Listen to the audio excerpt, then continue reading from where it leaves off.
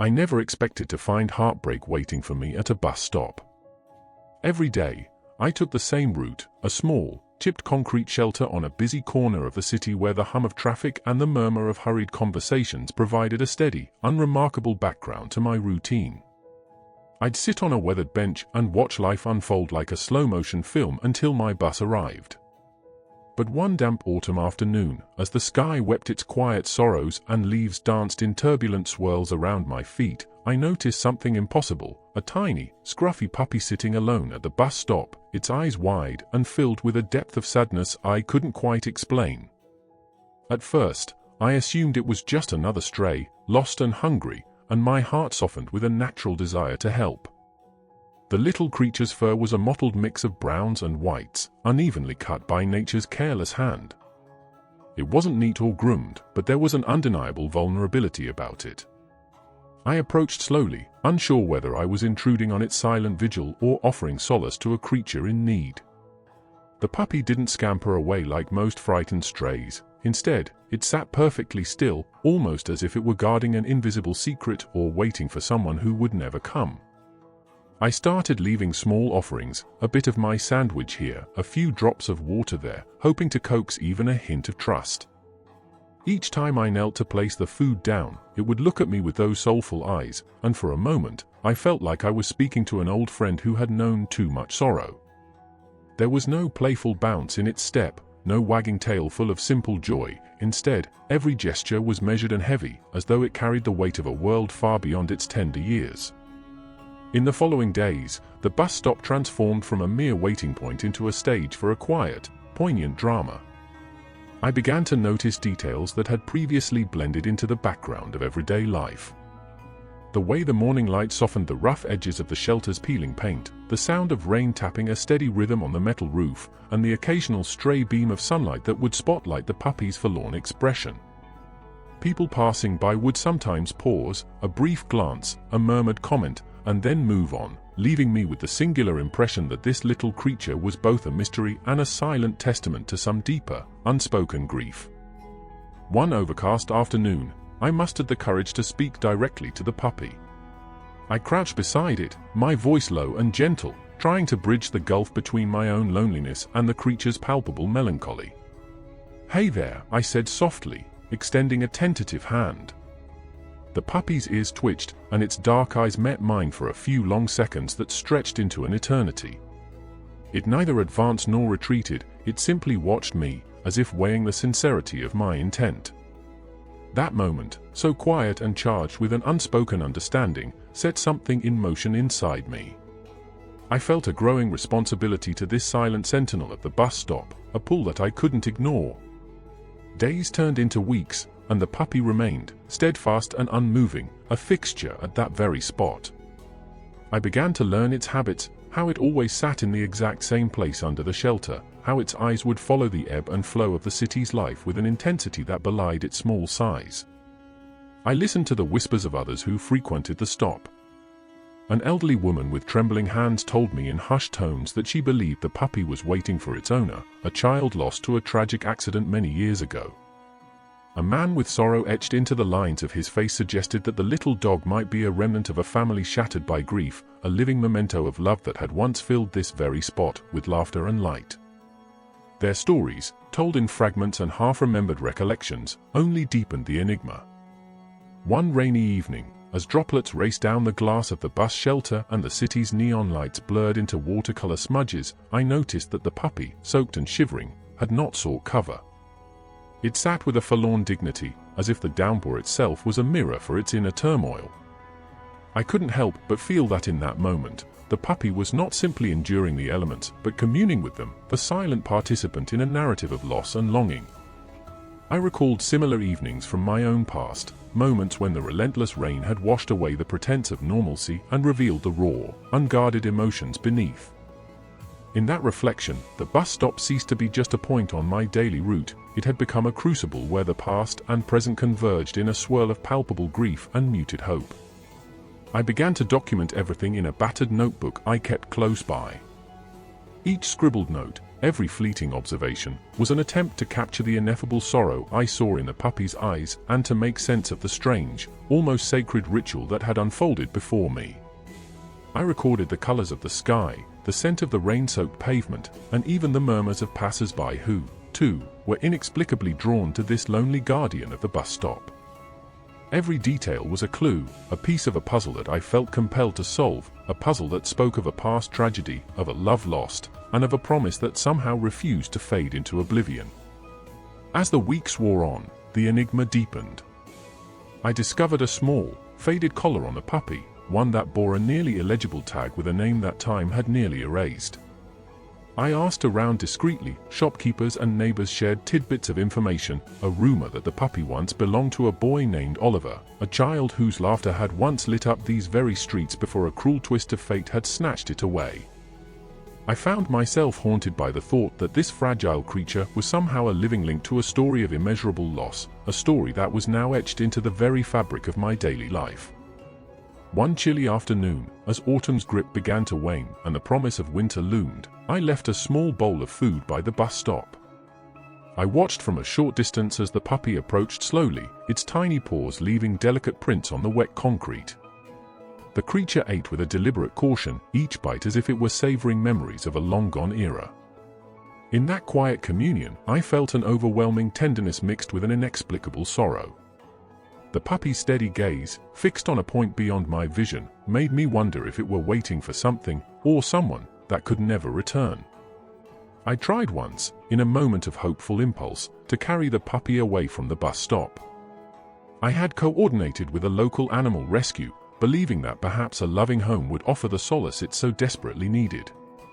But as I lifted it gently into my arms, the puppy jerked free and scampered back to its familiar spot with a determined, almost desperate energy. That brief, heart-wrenching moment revealed a truth I could no longer ignore. This was not just a stray in need of shelter, it was a living, breathing relic of a broken past, bound by invisible chains to that very bus stop. That evening, as I sat alone in my modest apartment with the city's hum filtering through the window, I couldn't shake the image of the puppy's soulful eyes. They held a sorrow that seemed too ancient, too deep, and I found myself wondering if I had unwittingly become part of a narrative much larger than my own. In the quiet solitude of the night, my thoughts wandered to the lost boy, to Oliver, a child who once might have clutched this same little companion in moments of joy, only to be swept away by tragedy. The bus stop, in its unassuming stillness, had transformed into a mausoleum of memories, where the past lingered like a stubborn ghost and every raindrop was a tear shed for what had been lost. Then, one morning, a discovery both beautiful and devastating shifted everything. As I strolled toward the bus stop under a pale winter sun, I noticed a small, worn photograph tucked near the base of the shelter. It was a sepia-toned image of a young boy with bright, earnest eyes, smiling beside a similarly small puppy. The edges of the photo were frayed, the colors muted by time and weather, yet the joy captured in that fleeting moment was undeniable. I held the photograph close, feeling the warmth of a memory I'd never known, and the pain of a loss that cut across decades. It was clear, the puppy was a tangible echo of Oliver, a living reminder of a bond that had once filled these streets with hope and light before it was cruelly snuffed out. Driven by a need for answers, I began to dig deeper into the history of that place. I visited local libraries, sifted through old newspapers, and spoke with residents whose eyes darkened as they recalled whispers of a terrible accident, a day when a young boy vanished, leaving behind a void that no one could fill. Each account, though fragmented and laden with grief, pointed to the same truth: Oliver had been a beacon of innocence whose life was abruptly and tragically ended. And somewhere in the midst of that heartbreak, the puppy had clung to life, to the memory of a love that refused to die. In the days that followed, I made frequent pilgrimages back to the bus stop, which had taken on an almost sacred quality. The simple structure, a rusted bench, peeling posters, and the persistent presence of the little creature became a shrine to the past. I began to leave my own tokens of remembrance, a handwritten note on a scrap of paper, a single wildflower plucked from the roadside, small offerings that spoke of both sorrow and hope. Strangers started to join in this quiet ritual, leaving their own mementos, a faded ribbon here, a fragile drawing there. It seemed that in our collective grief, We had all found solace in this one unremarkable spot, which had transformed into a silent guardian of memories. I couldn't shake the thought that every time I returned, I was both a witness and a participant in a story that was far too intricate for simple explanations. The bus stop was a canvas painted with moments of beauty and raw despair, a place where the mundane collided with the extraordinary in ways that unsettled the soul.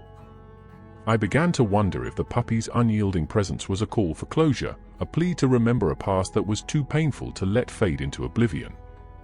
One crisp evening, as the setting sun cast long, melancholic shadows across the pavement and the city's pulse slowed to a gentle murmur, I found myself speaking softly to the puppy once more. "I know you're here for him," I murmured, voice thick with emotion. "I know you're waiting for Oliver, and I'm trying to understand. I'm trying to help, even if I can't bring him back." For a fleeting moment, it felt as if the puppy's eyes glistened with a trace of recognition, a silent thank you, or perhaps a sorrowful farewell. That moment, charged with unspoken understanding, confirmed that the bus stop was not merely a physical location but a living memorial to a bond severed by fate.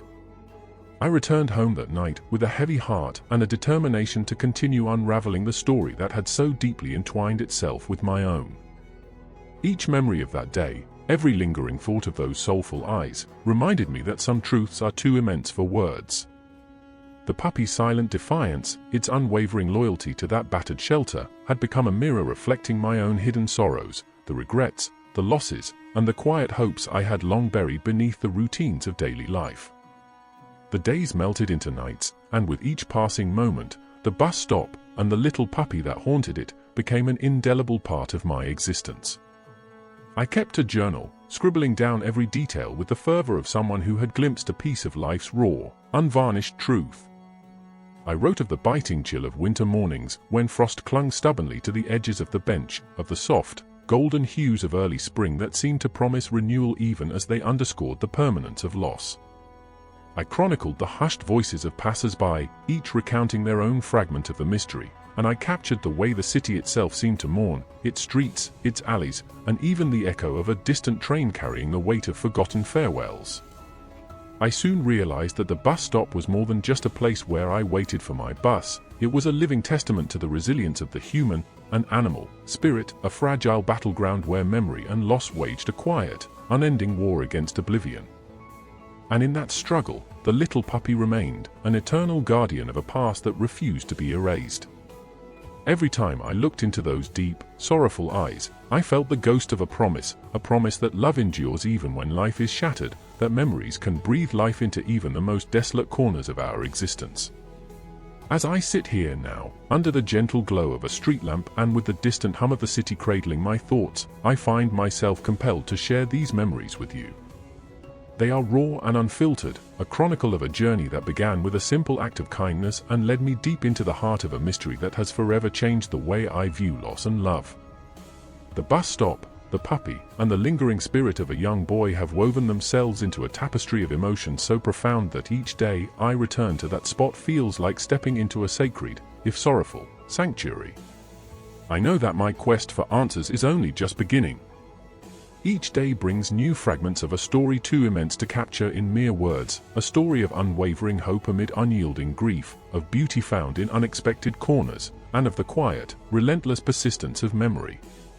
And though the path ahead is shrouded in heartache and uncertainty, I am drawn to it by an inexorable force, a need to honor the lives that have been lost and the love that still lingers in every tear, every whispered word, and every silent moment at that unassuming bus stop.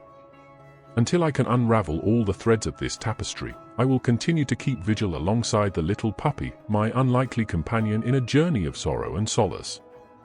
Its steadfast presence is a constant reminder that even in the midst of life's harshest storms, there exists a gentle resilience, a quiet courage that defies the darkness. And so, I leave you with these fragments of my story, a story of a bus stop, a silent guardian, and the unbreakable bond of a memory that refuses to fade, no matter how much time passes. The days following that discovery brought a frenetic mix of determination and dread. I found myself unable to shake the image of that faded photograph from my mind, the sepia tones of a once happy memory now clashing violently with the raw, unspoken sorrow at the bus stop. Every morning, I awoke with an insatiable need to piece together the fragments of Oliver's lost world. The bus stop, once a mundane marker of my daily commute, had transformed into a portal to a past so achingly familiar yet forever altered by tragedy. I began by venturing into the local library, its musty corridors and time-worn shelves echoing the secrets of decades gone by. My fingers trembled as I ran them along the spines of faded newspapers and forgotten ye-books. There, buried among archival clippings and obituaries, I found the faint outline of Oliver's existence, a life marked by laughter and promise before the cruel hand of fate silenced his voice. Each yellowed page I turned felt like a step closer to unmasking the story behind the silent guardian at the bus stop. One particular afternoon, as the winter chill seeped through the city's bones, I sat across from an elderly librarian named Margaret. Her eyes, though softened by time, still burned with the intensity of recollection. In a hushed, almost conspiratorial tone, she recounted how, decades ago, a local family had been the heart and soul of the neighborhood, a family whose light had been extinguished too soon. There was a boy, she whispered, so full of life that his laughter once filled these streets.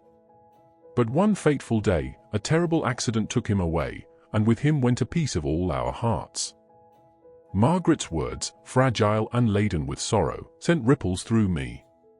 I pressed her for more details, my voice quavering between hope and despair, but she offered only fragments, an address here, a name there, and a lingering warning that some memories, once unearthed, could reopen wounds better left to heal. Haunted by her account, I set out into the city's labyrinth of back alleys and quiet neighborhoods, determined to track down anyone who might remember Oliver's family. I knocked on doors that creaked with the weight of bygone eras and sat down with former neighbors whose eyes glistened with tears as they recounted whispered tales of that lost day. Each conversation was a bittersweet symphony of joy and grief, a testament to the fragile beauty of life and the inexplicable ways in which tragedy can anchor itself in the most unassuming places. One chilly evening, while the sky dripped with a relentless drizzle, I encountered a man named Harold. His stooped figure and deep-set eyes spoke of a lifetime of sorrow. Over cups of weak, bitter coffee in a dimly lit diner, he told me how Oliver had once been the beacon of the community, a child whose mischievous grin and untamed energy had brightened even the bleakest days. Harold's voice cracked as he recalled the final moments he'd seen Oliver, standing near that very bus stop, clutching a beloved toy and laughing at some private joke with his mother. The sudden disappearance of that laughter, he said, left a void that no amount of time could ever mend. Listening to him, I felt an ache deep within, a resonant chord of loss that bridged the gap between stranger and myself. As I collected these stories like delicate, shattered glass fragments, I noticed something increasingly uncanny about the little puppy. Its eyes, already deep wells of sorrow, began to mirror the anguish of the accounts I was piecing together. There were mornings when it would sit motionless, its gaze fixed on an invisible horizon, as though it were waiting for a reunion that could never happen. Sometimes, when the wind whispered through the nearly empty bus shelter, the creature's ears would twitch in tune with memories I could almost feel echoing in the chill of the air. I started to wonder if the puppy's steadfast presence was not merely an act of animal instinct, but a manifestation of grief, a living memorial to the vanished innocence of that bygone era. One evening, while the city was draped in the heavy silence of pre-dawn, I found myself drawn back to the bus stop long after the usual bustle had subsided. The neon glow of a distant sign flickered in the damp darkness, and the only sound was the steady drip of rainwater pooling on the cracked pavement. In that fragile moment, the bus stop felt suspended in time, a fragile bubble where past and present converged. I crouched beside the puppy, whose eyes shone with an almost unbearable intensity. "I'm still trying to understand," I murmured, voice raw with emotion. "I'm trying to find you, to find him, to understand why you stayed." The puppy's gaze seemed to deepen, and for a split second, it was as if I saw in its eyes the echo of a child's unspoken goodbye. The moment was fleeting, yet it struck me with the force of a revelation, a silent communion between two souls burdened by loss.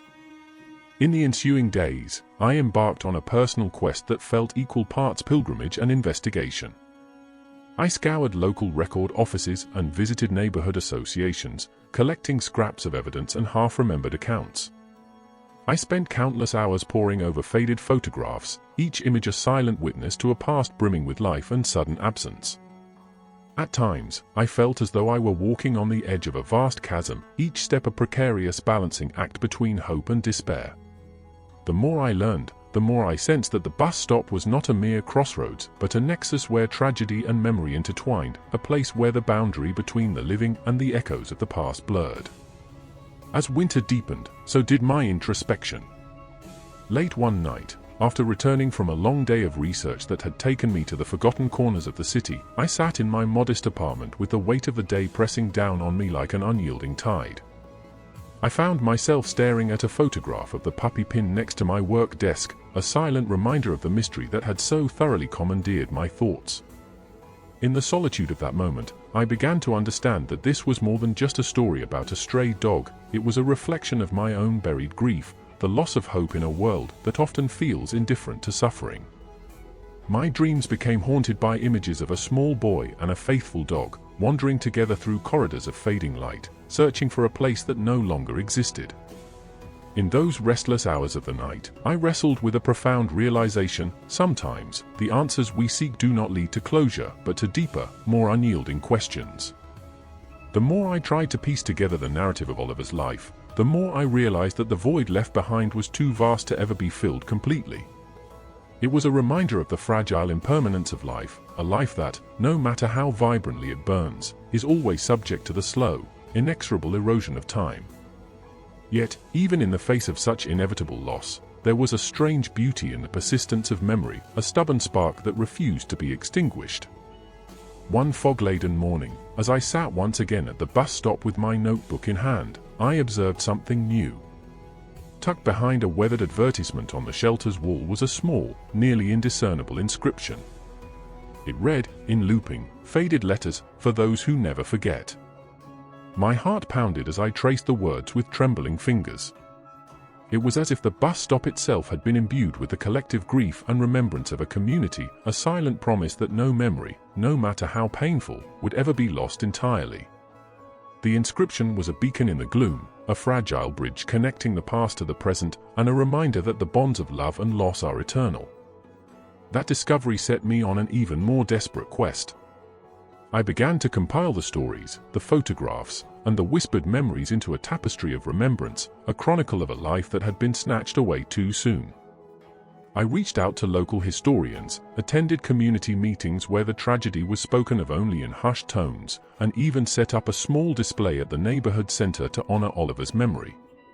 The project was cathartic, a way to transform the intangible grief into something tangible, a testament to the resilience of a community that had refused to let its beloved child be forgotten. Yet, as I delved deeper, a disquieting undercurrent began to emerge. There were subtle hints that not all was as it seemed with the bus stop and its loyal canine sentinel. On particularly stormy days, when the wind howled like a chorus of lost souls and the rain pounded the pavement with relentless fury, I began to notice peculiar details that sent shivers down my spine. Shadows would flit across the walls in patterns that defied explanation, and sometimes, just as the bus was about to arrive, the puppy's eyes would fixate on an empty stretch of road, its posture tense, as if anticipating an unseen presence. These moments, fleeting yet charged with an inexplicable energy, left me wondering if the bus stop was a silent witness not only to the grief of the past, but to currents of emotion and memory that were still very much alive. One such evening remains etched in my memory with the precision of a heart-wrenching photograph. I had just left a meeting with a local elder who spoke of mysterious coincidences and uncanny resemblances between the day of the accident and the present. As I stepped out into a cold, biting wind, I noticed the puppy was nowhere in its usual spot. A sense of foreboding gripped me, a gut-wrenching intuition that something was amiss. I wandered the familiar street, calling out in a voice that wavered with anxiety, until finally, I found the little creature huddled beneath a flickering street lamp in a narrow alley. Its fur was damp, and its eyes, usually so steady, darted around with palpable fear. In that moment, I realized that the bus stop and its guardian were not just relics of a shattered past, but active participants in a present that was as unpredictable as it was sorrowful. Carrying the puppy gently in my arms, I made my way home through rain-soaked streets, each step echoing the cadence of my racing heart. That night, as I sat by my window watching the city struggle against the storm, I couldn't help but feel that the mystery was far from over. The puppy, cradled in a blanket on my worn sofa, shivered intermittently as if it were dreaming of something, or someone, it had long missed. I wondered if perhaps its recurring anxiety was a silent plea, a longing for a reunion that would never be possible. The image of Oliver's bright smile and carefree laughter, as recounted by those who remembered him, clashed painfully with the present reality of a small creature burdened by the weight of unspoken loss. In the weeks that followed, the investigation took on a life of its own. I began to piece together a mosaic of memories from disparate sources, an old diary entry found in the attic of a neighboring house, a crumpled note tucked inside a library book, and even a series of faded Polaroids that captured moments of unbridled joy and unspeakable sorrow. With every new discovery, I felt the fabric of time stretch taut, as if the past was straining against the confines of memory to break free and reclaim its place in the present. There were nights when I lay awake, the darkness outside punctuated by the rhythmic drip of rain from the eaves, questioning whether I was merely a chronicler of a long-dead tragedy or an unwitting participant in a living, breathing elegy. I began to see the city around me in a different light, a sprawling canvas painted with both brilliant hues of hope and the inky shadows of regret. Every face in the crowd seemed to hold a secret, every passerby a story of love and loss that mirrored my own quest for meaning. And through it all, the puppy remained my constant companion, a silent, soulful presence whose eyes seemed to speak of a love that transcended the boundaries of time. In its quiet determination, I found a metaphor for my own struggle, a stubborn refusal to let the past slip away into oblivion, even when every fiber of my being cried out for release. The little creature's unwavering loyalty to that battered bus stop became a mirror of my own determination to honor a memory that had been buried beneath layers of time and sorrow. As the days melted into each other, I began to understand that this journey was not just about uncovering the details of a tragic accident or the life of a lost child. It was a pilgrimage into the depths of human emotion, the raw, unvarnished truth of how we cling to love, even when faced with the relentless tide of loss. The bus stop, with its peeling paint and battered bench, was a testament to the resilience of the human heart, a heart that beats on, even in the face of unbearable grief. Even now, as I write these words in a dim corner of my study, the memories of that endless search, the whispered confidences of strangers, the silent exchanges of pain and hope, and the unyielding gaze of a little puppy remain vivid and unforgotten. The mystery is far from resolved, and each new day brings with it both answers and deeper questions. But in the quiet moments before dawn, when the world is still and the only sound is the soft rustle of leaves in the cold wind, I find solace in knowing that some stories, no matter how heartbreaking, must be told. I continue to visit the bus stop each day, each visit a pilgrimage to a shrine of lost dreams and enduring hope. In the quiet intervals between my research and my moments of solitary reflection, I realize that the legacy of Oliver, and of every life touched by tragedy, lives on in the spaces we share, in the silent corners of our hearts where memories are carefully guarded. And though the path ahead is shrouded in uncertainty, I know that as long as I keep searching, as long as I hold on to those fragments of light and darkness intertwined, I will honor the unbreakable bond of love and loss that defines us all. There is a poignant beauty in this endless search, a fragile, trembling light that dares to shine in even the darkest hours. And as I cradle the little puppy in my arms, feeling its quiet heartbeat echo my own, I am reminded that sometimes, the most profound revelations come not from grand gestures or sweeping epics, but from the simple, persistent act of remembering. In the weeks that followed, my pilgrimage to the bus stop took on a new urgency, as if every grey dawn and drizzly evening whispered secrets I was destined to uncover.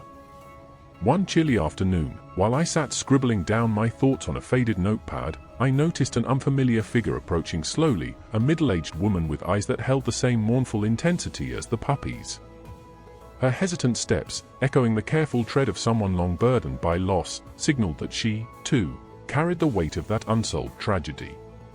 Without preamble, she sat beside me on the cold, worn bench, and for a long while, we simply shared the silence, a silence thick with memories and unspoken pain. After a pause that stretched between us like the distance between past and present, she finally spoke in a voice soft yet resolute. "My name is Evelyn. I believe I once knew Oliver." The tremor in her words was not just of sorrow, but of a longing to unearth the buried fragments of a life that had slipped away too soon. As she recounted memories that were both intimate and heart-wrenching, a childhood punctuated by laughter, small adventures along these very streets, and then the sudden, shattering void left by an inexplicable accident, I felt a surge of empathy that intertwined our fates. Evelyn's recollections were vivid, the way Oliver's eyes had sparkled when he discovered a stray kitten, or how his laughter had filled a room until it became unbearably bright. Yet, as she spoke, her voice faltered when describing the day he disappeared, a day that had left a scar on the community, and one that had somehow tethered the little puppy to this forlorn bus stop. In the days after our encounter, Evelyn and I began meeting regularly at that same shelter. Together, we pored over old records at the local archive, searching for any clue that might stitch together the torn tapestry of Oliver's past. Photographs, dusty letters, and brittle newspaper clippings emerged like ghosts from a forgotten era. One faded article described a vibrant community rally in celebration of a boy whose future was once as limitless as the open sky. The piece ended abruptly, its final lines trailing off into a quiet acknowledgement of an unspeakable loss. Every fragment we uncovered seemed to pulse with the same energy as the bus stop itself, a quiet, determined insistence that the memory of Oliver, and perhaps the bond he shared with his faithful companion, should never be consigned to oblivion. There were moments, as twilight deepened into night, when the bus stop took on an almost sacred quality. The drizzle would transform into a silvery curtain, and under the glow of a flickering street lamp, the battered structure appeared to breathe with the collected grief of decades. I would catch the puppy gazing intently at some unseen horizon, its eyes brimming with an uncanny mix of hope and despair. Evelyn, too, would fall silent, her face illuminated by the weak light as if she were silently reciting a prayer to a memory that time had tried to erase. In those quiet interludes, the past seemed to seep into every crack of the concrete, mingling with our present in a way that defied the ordinary flow of life. One particularly stormy evening, as the wind rattled the windows of the nearly empty bus shelter, Evelyn revealed a secret that deepened the mystery even further. Clutched in her trembling hand was a yellowed envelope, its edges frayed by time. "I found this in an old trunk," she confessed, her voice barely audible over the drumming of rain. Inside, a single, handwritten letter emerged, a poignant missive addressed simply to "My dearest Oliver." The words, penned in a delicate, looping script, spoke of a promise made beneath a sky full of stars and a love so fierce it could not be contained by the mundane tragedies of the world. The letter ended abruptly, as if the writer had been forced to stop mid-sentence by circumstances too unbearable to face. Reading those fragile lines, I felt a surge of emotions, the warmth of a long-lost embrace, the icy sting of separation, and an overwhelming urge to piece together the final moments of a bond that had been torn asunder. In the days that followed that stormy revelation, our investigation took on the air of a solemn duty, a quest to restore the dignity of a memory that had been unjustly erased. We scoured the remnants of neighborhood archives, interviewed elders who still clung to the echoes of a bygone era, and retraced the steps of a childhood that had once been filled with dreams. Every new clue led us down twisting alleys of memory and regret. I began to document our journey more meticulously, my once casual scribbles evolving into a detailed chronicle of heartbreak, hope, and the inexplicable persistence of love. There were times when the pages of my journal would tremble under the weight of emotions too vast to contain, a torrent of reflections on life, loss, and the mysterious ties that bind us to moments we can never recapture. Despite our progress, an unsettling disquiet continued to haunt the bus stop. There were evenings when the air itself seemed to thicken with unspoken sorrow, when every drop of rain carried a whisper of a secret too painful to reveal. The puppy, whose quiet vigilance had become both a beacon and a reminder of the past, occasionally exhibited behavior that defied simple explanation. On one particularly cold night, as I sat with Evelyn under the flickering shelter light, the creature let out a low, almost mournful whimper, a sound that resonated through the stillness like a solitary cry in a vast, empty hall. In that moment, as if echoing our own grief, I realized that the puppy was not just a passive witness to the unfolding tragedy, but an active participant in a story that was as much about memory as it was about loss. Our efforts began to attract the attention of others in the community. A few locals, initially skeptical, now approached the bus stop with a quiet reverence. An elderly man, whose eyes were clouded with both age and sorrow, shared his recollection of Oliver's infectious laughter on a summer day so long past that it now belonged only to memory. A young woman, clutching a faded scarf in which she claimed to have once seen a fragment of Oliver's smile, recounted a moment of unexpected kindness that had briefly illuminated the darkest of days. Each shared memory, though tinged with melancholy, wove a richer tapestry of the boy's short but impactful life.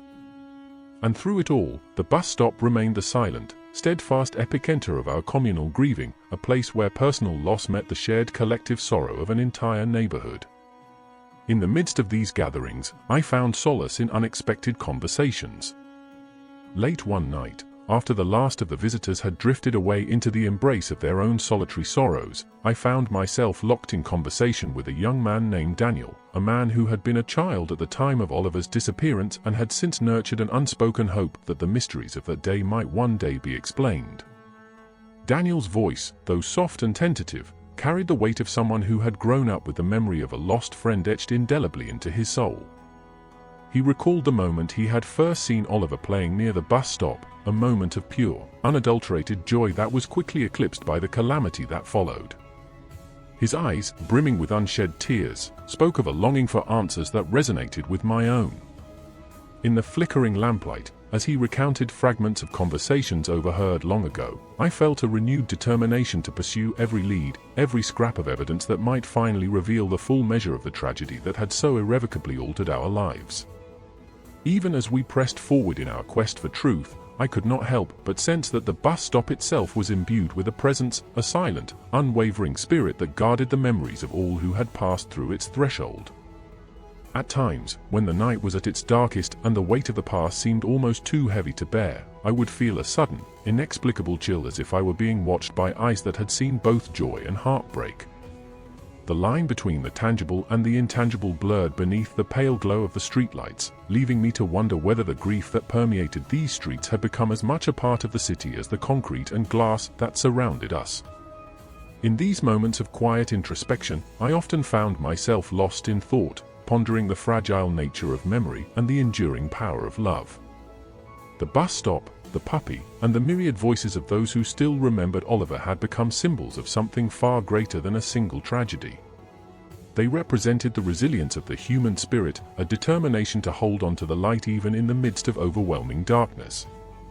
As I continued to piece together the fragments of a story that spanned generations, I began to understand that some mysteries are not meant to be fully solved, but rather to be honored as eternal reminders of what once was. And so, as another rainy night enveloped the city and the bus stop stood silent against the relentless passage of time, I resolved to keep searching, knowing that every small discovery, every shared memory, was a step toward healing, however fragile that healing might be.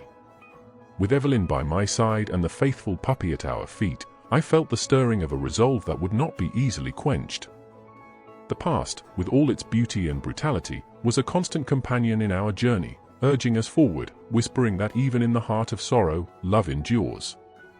That night, as I closed my journal and gazed once more at the trembling form of the little guardian at the bus stop, I made a silent vow to honor the memory of Oliver, to listen to the silent voices of the lost, and to ensure that the light of their existence would never be dimmed by the shadows of time.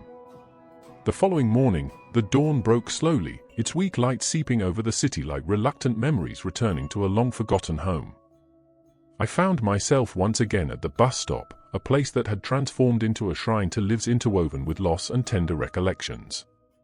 The little puppy, ever faithful, sat in its usual spot, its eyes reflecting both a weariness and an almost imperceptible hope.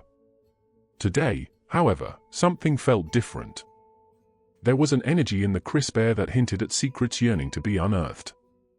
As I approached, my footsteps echoing on the wet pavement, I noticed the puppy's gaze fixed on a narrow, shadowed alley, a place I'd never really paid attention to before.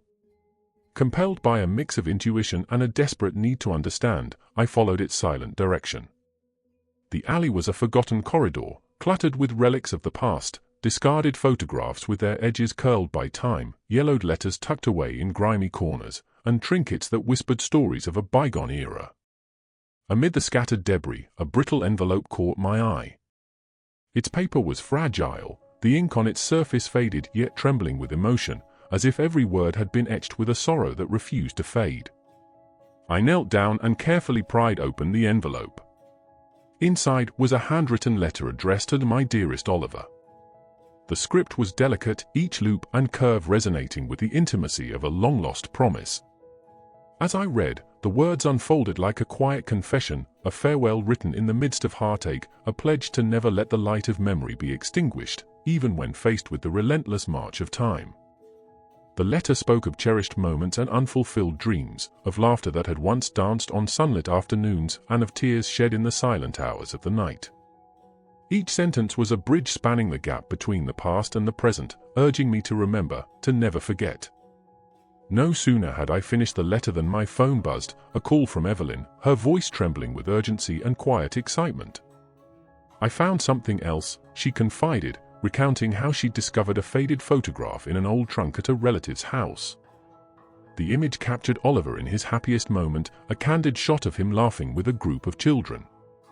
But what struck me most was the background, a blurry figure, almost ghost-like, lingering in the shadows behind the joyful scene. Evelyn's words, soft and laden with sorrow, hinted at a presence that had always been part of the unsolved puzzle, a spectre perhaps intertwined with a tragic day that changed everything. That revelation sent shivers down my spine. I couldn't shake the thought that this mysterious figure, captured so fleetingly in the photograph, might be connected to the day Oliver vanished, an echo of a past that had never truly been laid to rest. With every new detail, I felt as though I were piecing together a vast, intricate mosaic of memory, each shard of evidence reflecting both light and darkness. The bus stop, the puppy, the letter, and now this spectral image, they all seemed to converge into a narrative too profound to be dismissed as mere coincidence. That afternoon, as the city wore a muted, reflective mood under a sky heavy with lingering rain, I found myself wandering the familiar streets in search of more clues. I spoke with locals who still carried the weight of those distant memories. An elderly gentleman recalled a secret gathering held in a tiny, forgotten community hall, where neighbors had once lit a candle in tribute to Oliver, a symbol of hope amid despair. His words were tinged with a melancholy that resonated deeply with my own burgeoning need to understand. Every shared recollection added layers to the story, painting a picture of a community bound together by grief and the unyielding desire to honor a child whose life was cut tragically short. Nightfall brought with it a profound stillness. Under the dim glow of streetlights, I returned to the bus stop, my journal clutched tightly in hand as if it were a talisman against the encroaching darkness. The rhythmic tapping of raindrops on the pavement was punctuated by the quiet, steady presence of the puppy. In that moment, the bus stop transcended its physical form, it became a living testament to every whisper of love and loss, every memory that refused to dissolve into oblivion. I scribbled furiously in my journal, trying to capture the swirling mix of emotions, the weight of unspoken goodbyes, the bittersweet taste of remembrance, and the gnawing curiosity that drove me to search deeper. As I sat there, lost in thought, a sudden, almost imperceptible sound drew my attention, a soft murmur carried on the night wind, as if the very air were trying to speak to me. I listened intently, straining to discern its meaning. Was it merely the rustle of leaves, or did it carry the cadence of a long-forgotten lullaby, a melody of a time when life was filled with innocent laughter and dreams unburdened by sorrow? In that suspended moment, I felt as though the boundaries between past and present were dissolving, leaving behind a raw, unfiltered connection to a history that was still very much alive in the heart of this battered bus stop. I realized then that my quest was evolving beyond the simple retrieval of facts. It had become a deeply personal journey into the nature of memory and loss. The bus stop was not just a meeting point for the living, it was a silent keeper of secrets, a repository for the shattered fragments of lives that had been abruptly altered by tragedy.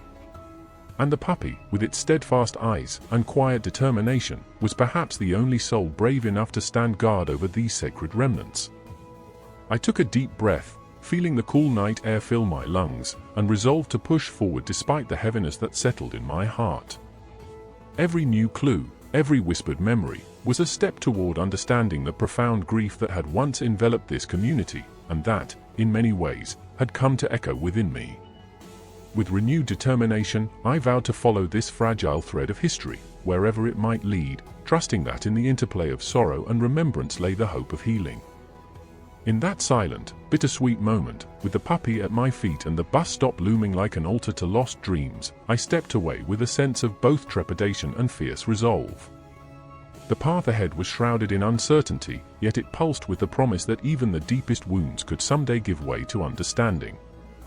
And so, as the city awoke to another day tinged with the residue of midnight's revelations, I carried the weight of the past with me, each step a quiet tribute to Oliver, to the enduring power of memory, and to the unspoken bond that tethered all our hearts together in the face of loss. The following morning, the dawn broke slowly, its weak light seeping over the city like reluctant memories returning to a long-forgotten home. I found myself once again at the bus stop, a place that had transformed into a shrine to lives interwoven with loss and tender recollections. The little puppy sat in its usual spot, its eyes reflecting both a weariness and an almost imperceptible hope. Today, however, something felt different. There was an energy in the crisp air that hinted at secrets yearning to be unearthed. As I settled onto the cold, rough bench, my thoughts swirled around the faded letters and spectral images that had haunted my nights. The rain had ceased overnight, leaving the pavement glistening like shards of broken glass. Each droplet caught the fragile light of dawn, a transient reminder that even the smallest fragments of the past could shine brightly for a moment. That morning, I recalled Evelyn's soft voice speaking of a hidden diary once belonging to a woman who had known Oliver intimately. With trembling hope, I retraced my steps to the local historical society, a modest, dust-laden room filled with relics of lives long past. In a neglected corner, tucked behind brittle stacks of yellowed newspapers and faded photographs, I discovered a leather-bound journal. Its cover, worn smooth by time and touch, seemed to exude the quiet sorrow of lost years. With reverence, I flipped through its delicate pages. Each entry was a confession of life lived in the shadow of impending tragedy, a chronicle of moments filled with both the tender warmth of familial love and the cold sting of inevitable loss.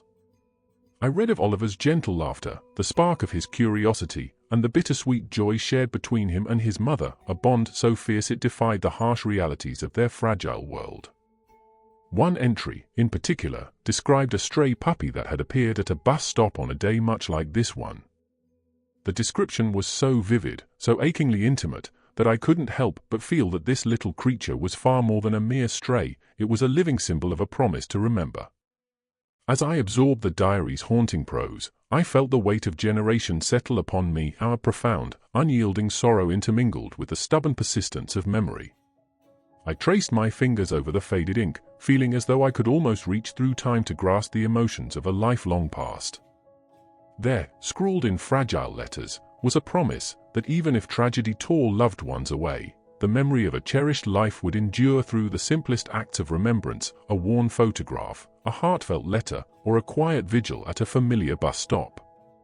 The words resonated deep within me, stirring a determination to honor the legacy of Oliver and the love that had once filled these streets. Driven by the revelations of the diary, I returned to the bus stop with a renewed sense of purpose. Arriving at midday, under a sky diffused by soft, melancholic light, I found the little puppy exactly where I had left it, its eyes still heavy with an inexplicable sorrow. I knelt beside the creature and gently placed the diary on the bench, whispering, "This belongs to you, or perhaps, to him." The silence that followed was profound, a quiet acknowledgement that the threads of our lives were woven together in ways beyond simple explanation. It wasn't long before an elderly man, whose presence had often lingered at the edges of my quiet observations, approached me. His eyes were deep pools of memory and regret. "You carry his memory in your heart," he said softly, his voice a delicate mixture of hope and resignation. He introduced himself as Arthur, a man who had known Oliver's mother during her final, heartbreaking years. Over a slow, measured conversation, Arthur recounted fragments of a life brimming with both radiant love and unspoken despair. He spoke of how Oliver's mother had poured her soul into this very journal, each entry a desperate attempt to capture the fleeting moments of joy before the relentless tide of fate swept them away. Her words, filled with tenderness and raw anguish, painted a portrait of a woman who had fought desperately against the encroaching darkness. Arthur's recollection stirred something deep within me. His narrative was punctuated by the soft cadence of memory, a recollection of a final day when Oliver's laughter, once so full and vibrant, had given way to a silence so profound it seemed to echo across the years. His voice broke as he recounted that day, each word a reminder of a void that had never truly been filled. As he spoke, I felt my own heart fracture under the weight of sorrow and shared loss. The stories he told intertwined with the pages of the diary and the quiet dignity of the bus stop, transforming them into symbols of enduring memory and hope. Later that evening, under a sky bruised with deep indigos and soft purples, I returned to the bus stop once more. The air was cool and heavy, as if the world itself was pausing to mourn. I sat with the diary open on my lap, rereading the fragile words that bridged the gap between then and now. The little puppy lay quietly at my feet, offering a silent, steadfast comfort amidst the melancholy that enveloped me. In that moment, the bus stop ceased to be a mere shelter from the rain. It had become a living monument to the persistence of memory, a sanctuary where every whispered sorrow and every gentle hope was preserved. I closed the diary with deliberate care, as if to honor the sacred truths contained within its pages, and made a quiet vow to carry forward the legacy of those who had once laughed, loved, and lost here. With the little guardian at my side and the echo of Arthur's soft-spoken wisdom still resonating in the cool night air, I stepped away from the bus stop. Each step felt heavy with both grief and a determined hope, a promise that every memory, no matter how painful, deserved to be cherished. The night was nearly silent, save for the soft rustling of leaves and the distant murmur of the city, a lullaby for souls tethered to times past. As I walked home, I felt the indelible bond of remembrance settling into the crevices of my heart, a reminder that even amid irreversible loss, the human spirit finds solace in the act of remembering. And so, with each hesitant step forward, I carried the light of Oliver's memory, a light that, despite the darkness, promised to shine as long as there were hearts willing to remember. The next morning, I awoke with a quiet urgency, as if the weight of the night's revelations had seeped into my very bones. The sky, still painted in the soft pastels of early dawn, seemed to whisper promises of more hidden secrets. I dressed in haste and retraced my steps to the bus stop, a place that, over the past weeks, had become both a refuge and a repository of grief.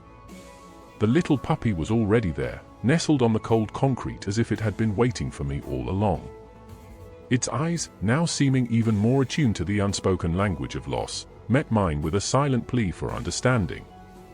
I settled onto the same worn bench, the diary from the previous evening still warm in my memory, and began to reflect on the intricate web of stories that had brought me here.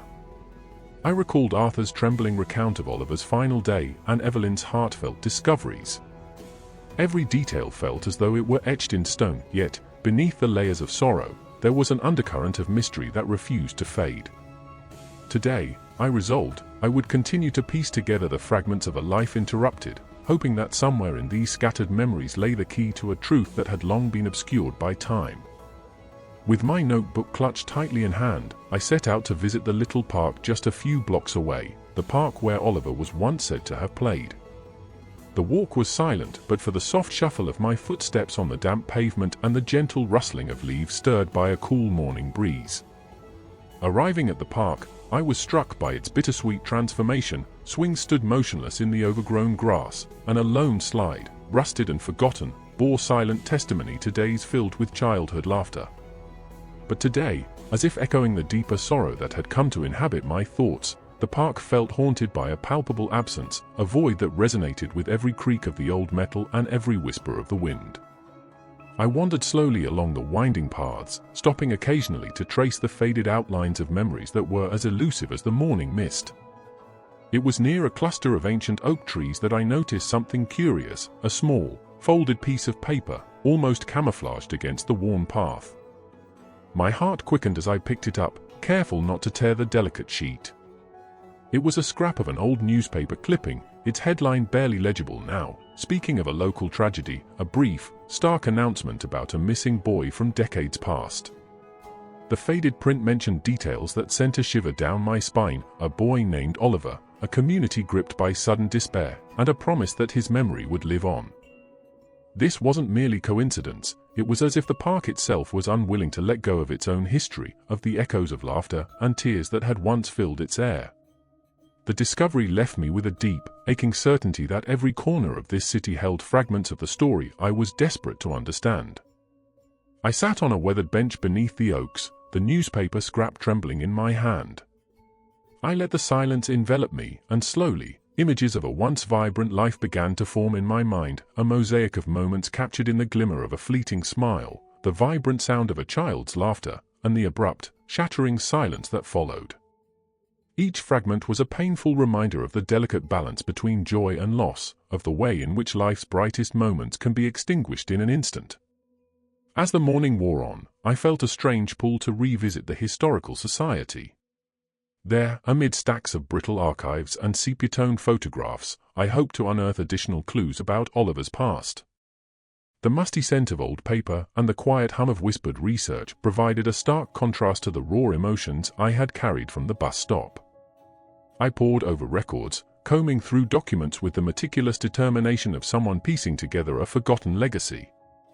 In one crumbling ledger, I discovered a brief entry, an account of a community fundraiser held in memory of a young boy whose disappearance had rocked the neighborhood. The entry was sparse, its words stark and unadorned, yet they carried an undeniable weight, a confirmation that Oliver's story was etched into the very fabric of this place. Leaving the Historical Society with more questions than answers, I felt both buoyed and burdened by the day's findings. The interplay between tangible evidence and the ethereal quality of memory was maddening, a puzzle where each piece, no matter how small, hinted at a larger, unspoken narrative. My thoughts drifted back to the bus stop and the steadfast puppy whose soulful eyes had become my silent guides through this labyrinth of grief.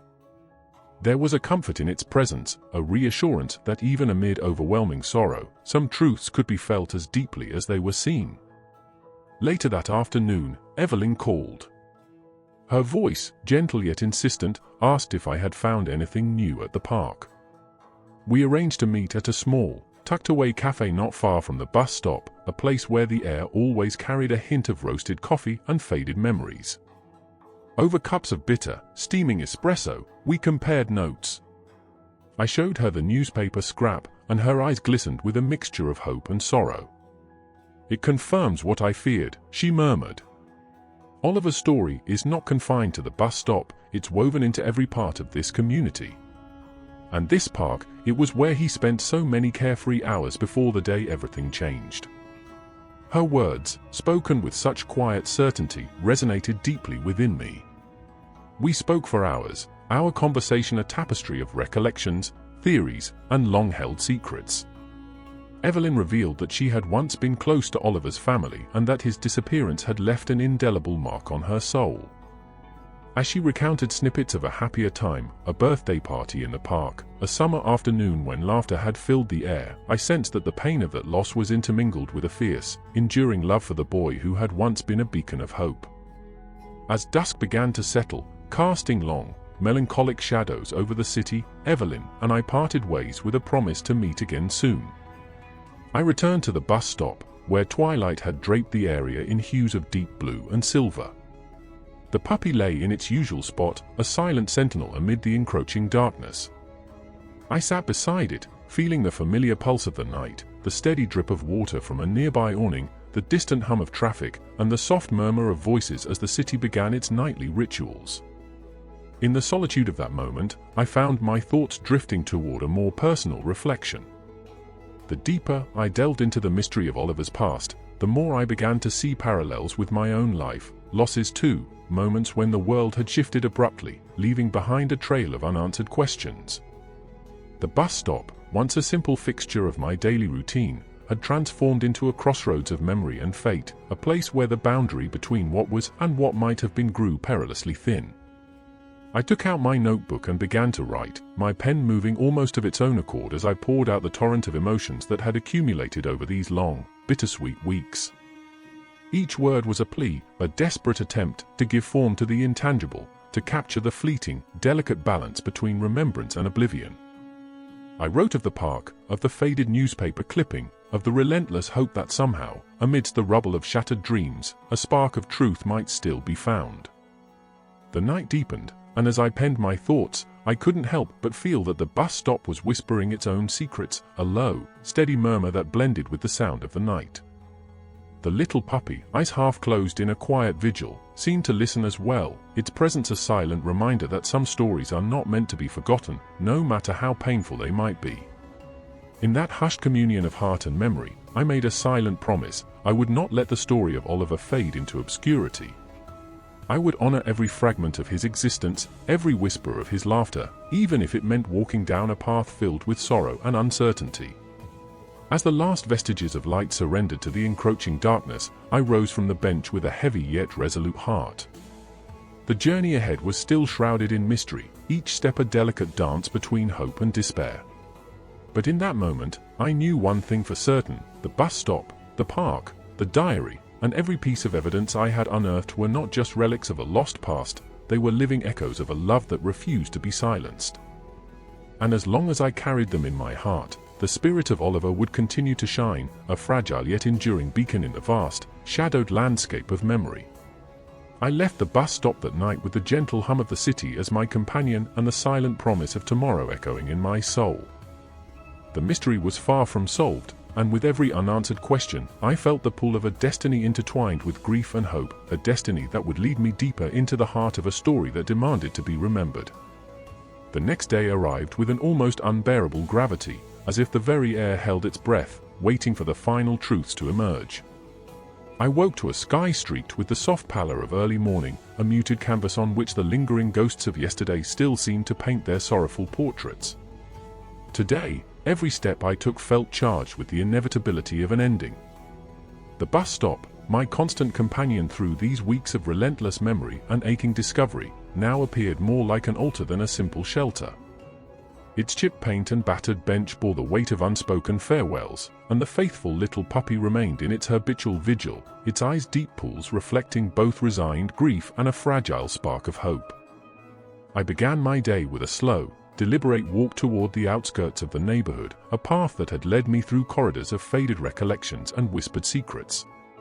The morning light, feeble yet persistent, cast elongated shadows on cracked sidewalks, each one a silent echo of the past.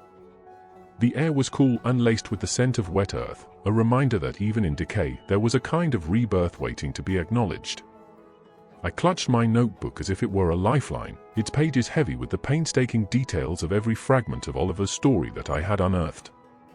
Every scribbled note, every half-forgotten memory recorded over these long weeks, now converged toward a final, clarifying moment. My footsteps led me to an abandoned house on the edge of the park, a relic from a time when the neighborhood still pulsed with life. The building stood in quiet resignation, its windows like tired eyes gazing out over a world that had long moved on. I hesitated at the creaking gate, feeling that this place, more than any other, held the final pieces of a puzzle too painful and precious to let go. With a deep, steadying breath, I pushed the door open. It protested with a long, sorrowful groan, and I stepped into a dim interior where dust motes danced in the thin beams of light that filtered through broken glass. Inside, the air was heavy with the musk of aged wood and memories locked away for decades. I moved carefully through the narrow hallways, guided by an inner certainty that somewhere in this forsaken relic lay the answers I so desperately sought. In a small, neglected room at the back of the house, I discovered a battered wooden box tucked behind a stack of old books and yellowed papers. My hands trembled as I opened it, revealing a collection of mementos, a bundle of photographs, a series of letters tied together with a faded ribbon, and a small, intricately carved pendant that shimmered with quiet dignity.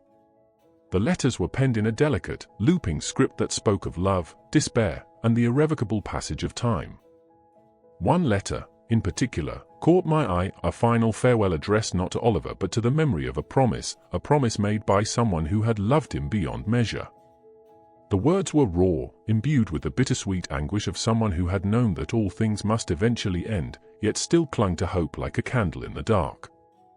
As I sat there on the cold, creaking floor, the weight of these relics pressed upon me with the intensity of 1,000 unspoken goodbyes. I read the letter slowly, each sentence unraveling more of the hidden truth: a tragic accident, the crushing grief of a mother, and a community that had silently borne witness to a horror too immense to articulate. The writer confessed that the accident was not merely a twist of fate but the culmination of a series of desperate choices, a secret that the community, in its shared agony, had chosen to bury beneath layers of polite silence and resigned acceptance. The letter explained that Oliver's mother had entrusted these mementos to be kept safe, to be a beacon of remembrance when the weight of loss threatened to drown all hope. And, most poignantly, it revealed that the little puppy at the bus stop was not a random stray, but a final, living promise, a promise that the love and memory of Oliver would endure, even when all else had crumbled. With the fragile words echoing in my mind, I felt a profound shift within me. The mystery that had once seemed an endless labyrinth of clues and conjectures was suddenly rendered painfully clear. I knew then that the community's silent mourning, the relentless vigil at the bus stop, and every trace of Oliver's once bright laughter were bound together by a common thread of unyielding love and shared sorrow. I could almost feel the presence of those who had once cherished him, their collective grief, their unspoken prayers, and their desperate hope that by preserving his memory, they might somehow reclaim a fragment of the innocence that had been stolen away. I left the abandoned house with the wooden box clutched tightly in my arms, my heart heavy yet resolute. As I made my way back to the bus stop, the sky shifted from the gentle hues of dawn to a richer, more introspective blue. I found the spot just as I had left it, with the little puppy still seated as though guarding a sacred secret. I sat down slowly, the cool metal of the bench grounding me in the present, while my mind soared through the corridors of the past. I spent long moments there, reading and rereading the contents of the box, the letters intertwining with the memories I had gathered from countless voices over the past weeks. Later that afternoon, Evelyn arrived, her eyes reflecting both the weariness of years gone by and a spark of renewed determination. She listened in hushed silence as I recounted every detail of my discovery: the abandoned house, the wooden box, the final letter that shattered and mended my understanding of what had transpired. Her hand found mine, and in that gentle, shared contact, I sensed that she, too, carried the burden of this truth.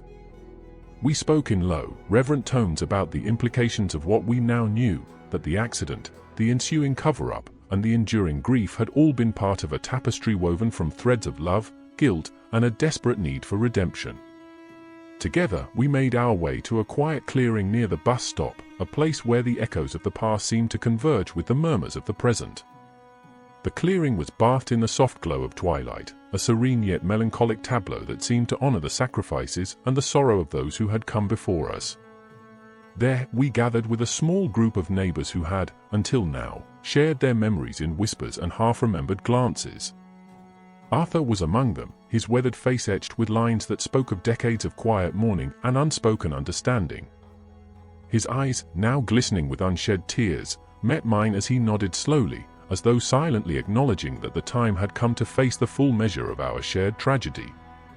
In that profound moment of communal silence, we arranged to unveil the final chapter of Oliver's story, a mosaic of revelations that, though wrought with pain, promised the solace of truth. I took a deep breath and read aloud from the final letter, my voice trembling as it carried across the hushed clearing. The words, imbued with the raw intensity of a love that refused to be forgotten, reverberated through the cool evening air. With each sentence, the barriers between past and present crumbled, and the collective grief of the gathered souls mingled with a tentative hope that, perhaps, by speaking the truth, the ghosts of loss might finally be put to rest. As I concluded, a heavy silence fell over us, a silence so deep it seemed to absorb every sound, every tear, every heartbeat. The little puppy stirred at my feet, its eyes now glistening with an almost human tenderness, as if it understood that this was a moment of closure, of transition. Evelyn's hand squeezed mine, and Arthur's solemn nod affirmed that we had borne witness to something that transcended mere sorrow, a shared act of remembrance that wove our disparate lives into a single tapestry of love and loss. In that penultimate hour, as the sky darkened to a velvet black punctuated by the distant glimmer of stars, I felt a bittersweet calm settle over me.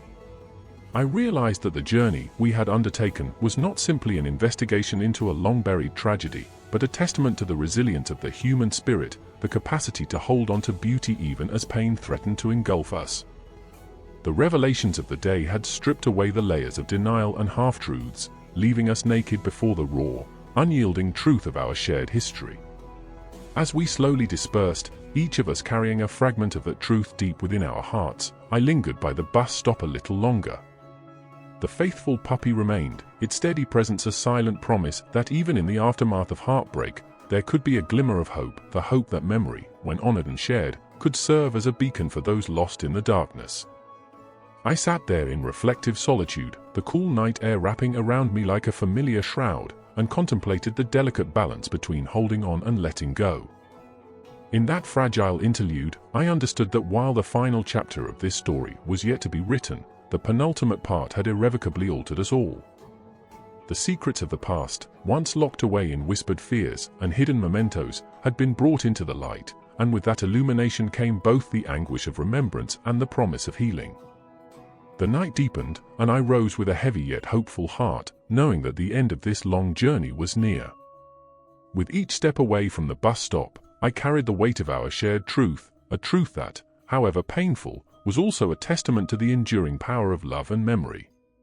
The second-to-last chapter of this odyssey had come to pass, leaving in its wake a quiet resolve that the final part, when it arrived, would be a tribute not to the darkness of loss, but to the brilliant, unquenchable light of remembrance. That final evening, as the twilight deepened into a velvety indigo and the city exhaled its last murmurs of the day, I found myself once more at the bus stop, a place that had borne witness to every tear, every whispered memory, and every aching hope over these long, unyielding weeks. The little puppy was there as always, its soulful eyes reflecting the quiet dignity of a guardian entrusted with secrets too heavy for words. I sat down on the battered bench, the cool metal grounding me as I took a slow, deliberate breath. Everything had led to this moment, a culminating silence where the past and the present finally converged. In the gathering dusk, I began to speak softly, as if addressing not just the puppy but the whole chorus of memories that had built up in this space over decades. "Oliver," I whispered, "your laughter, your sorrow, they live on in every stone of this bus stop, in every heart that remembers you." The words fell into the hush of the evening, carried away on a gentle breeze that stirred the fallen leaves around my feet.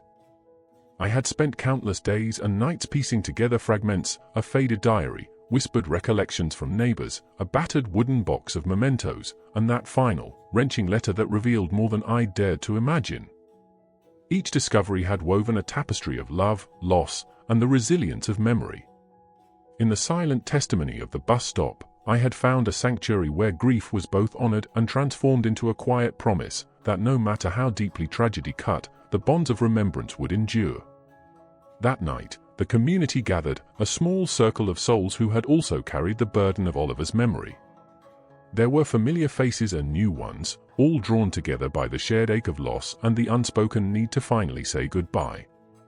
Arthur, his weathered eyes moist with unshed tears, and Evelyn, her voice gentle yet resolute, joined me beneath the weak glow of a street lamp. One by one, each person recounted a precious memory, the sparkle in Oliver's eyes when he chased a stray ball in the park, the warmth of his laughter on a summer afternoon, the unguarded joy of a child who knew the world was a place of wonder. As I read aloud the final letter from that fragile wooden box, my voice trembled, each syllable a testament to a promise made long ago, a promise to keep the light of love burning even when all else was swallowed by darkness. The words resonated in the still air, a bridge between what was lost and what would be preserved forever. In that moment, as if in answer to our silent prayers, the little puppy stirred and nuzzled against my hand, a small, living symbol that life, in its most fragile form, could carry on the legacy of hope and remembrance. I reached into my pocket and pulled out a small, handcrafted plaque I had made over many sleepless nights, a simple inscription that read, "In memory of Oliver, a beacon of light in our shared darkness." With trembling hands, I affixed it to the side of the bus stop shelter, the metal cool beneath my fingers as the plaque glinted softly in the lamplight. It was a final act of tribute, a commitment that Oliver's spirit would not fade into obscurity but would forever be enshrined in the very heartbeat of this neighborhood. In the final moments of that evening, as the murmurs of the community faded into a tender silence, I felt a profound shift within me. The relentless pull of sorrow, once overwhelming and all-consuming, had softened into a quiet resolve. I understood then that closure did not mean erasing the past or forgetting the pain. It meant honoring every tender, fractured moment of love that had defined our shared journey. The bus stop, the steadfast little guardian, and every memory we had unearthed were now interlaced into a living monument of resilience, a testament to the human spirit's ability to find beauty amid profound loss. Standing there, amidst the quiet companionship of those gathered and the silent, watchful eyes of the puppy, I allowed myself a small, bittersweet smile. I knew that the story of Oliver, though marked by an irreparable tragedy, was not one of endless despair. It was, instead, a story of luminous memories that would continue to light up the darkest of nights, a legacy woven into the fabric of this place, resilient and unyielding. As I finally turned to leave, the bus stop behind me bathed in the soft glow of remembrance. I felt the weight of my journey lift ever so slightly. I had come seeking answers to a mystery that had haunted the edges of my daily life, and I was leaving with a deeper, more profound truth, that even in the face of heart-wrenching loss, love endures.